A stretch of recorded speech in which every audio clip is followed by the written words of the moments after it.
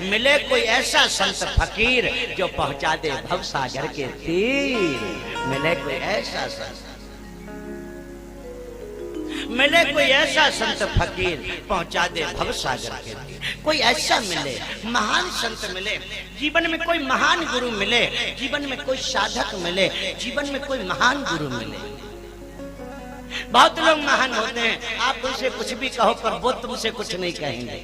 प्रेम से बोल दो राधे राधे राधे राधे। कई संत ऐसे हैं, संतों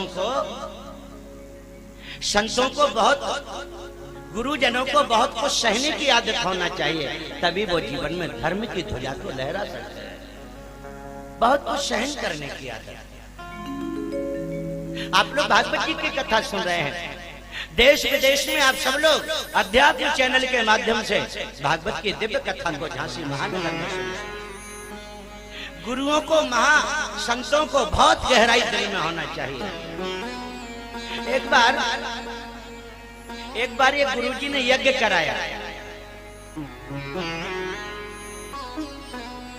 एक बार ये गुरुजी ने यज्ञ कराया, गांव के 8-10 लोग साथ में आ गए। बाबा जी आप हमारे साथ चलो, हम चंदा करवा दें। चलो, वैसे हम चंदा मांगते नहीं है, लेकिन आप लोग कह रहे तो चलो। 8-10 गांव के लोग बाबा जी को गांव में चंदा के लिए ले गए। किसी ने दिया, किसी ने नहीं दिया, किसी ने कम दिया, किसी ने ज्यादा किया, किसी ने सम्मान किया। एक माता जी थी, एक डुकरिया थी वहाँ, वो पोत रही थी, दीवार पोत रही थी। पोता से, उस समय बुरुश नहीं चलते होंगे, पोते से पोत रही थी। कमेटी के लोगों ने कहा बाबा जी हाँ यहाँ नहीं रुकना, यहाँ नहीं रुकना, आगे चलो। अरे जब हम लाइन से सब जगह चंदा मांग रहे हैं तो ये घर क्यों छोड़े? महाराज यहाँ नहीं मांगना, ये बहुत दुष्ट है ये डुकरिया, ये कभी चंदा नहीं देते, इनसे नहीं मांगना। बाबा जी बोले तुम लोगों को शर्म आ रही, तुम लोग मत जाना, हम तो साधु हैं, कोई गाली भी दे देगा तो क्या हुआ, पर हम मांगेंगे। महाराज जी जैसी मर्जी। बाबा जी चले गए। अम्मा यज्ञ हो रहा, चंदा दे दो। 3-4 बार तो डुकरिया ने सुना ही नहीं। 5वीं बार बाबा जी ने कहा यज्ञ हो रहा, आपके गांव में कुछ चंदा। गर्दन ऐसे देखा जैसे बाबा जी को खाए जा रहे हैं, बड़ी बड़ी आंखें निकाल के। लेकिन बाबा तो बाबा जी खड़े रहे। अम्मा रसीद में कुछ तो, रसीद में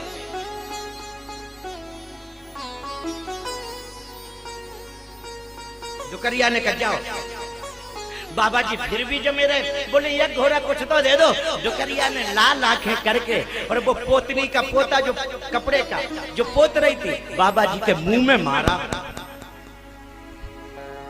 ऐसे मारा। हम कह रहे जाओ, जान खा रहे, ऐसे पोता मारा। बाबा जी ने कैच ले लिया, बाबा जी ने उस पोता को कैच ले लिया और कैच लेकर रसीद बना दी। राम चनौजी अम्मा ने राम यज्ञ में, 5 कुंडी यज्ञ में, 108 भागवत में पोता दिया। क्या दिया? पोता दिया। लेकिन आपको पता, अम्मा की बहू के यहाँ बच्चे नहीं हो रहे थे। बाबा जी ने जाते जाते डुकरिया से कहा अम्मा तुमने यज्ञ में आज पोता दिया है, अगली साल बहू के यहाँ पोता ही होगा। ये है सच, ये है सच। तुम भले ही कितना, पर पोता लेकर बाबा जी गए। जहां यज्ञ हो रहा था बगल में नदी थी, नदी में खूब धोया। सड़ा तो था ही, पोता था, सड़ गया था, पर बहुत धोया, बहुत धोया। धो के जब वो कपड़ा दिखने लगा, बाबा जी ने पोता, वो कपड़ा जो फाड़ा, उसको फाड़ा पतला पतला, उसकी बत्ती बनाई और वो बत्ती यज्ञ के दिए में डाली, यज्ञ के दिए में ज्योति जलाई। और बाबा जी ने मांगा कि जिसने ये पोता दिया उसके यहाँ पोता हो जाए, बस यही चाचा। 9वें महीने में बहू के यहाँ पोता हुआ। संत तो ऐसे होते हैं, संत सरल चित जगत हित, जान स्वभाव सने, बाल विनय सुने करे कृपा, राम चरण रति दे। बाल विनय सुने करे कृपा, राम चरण रति दे।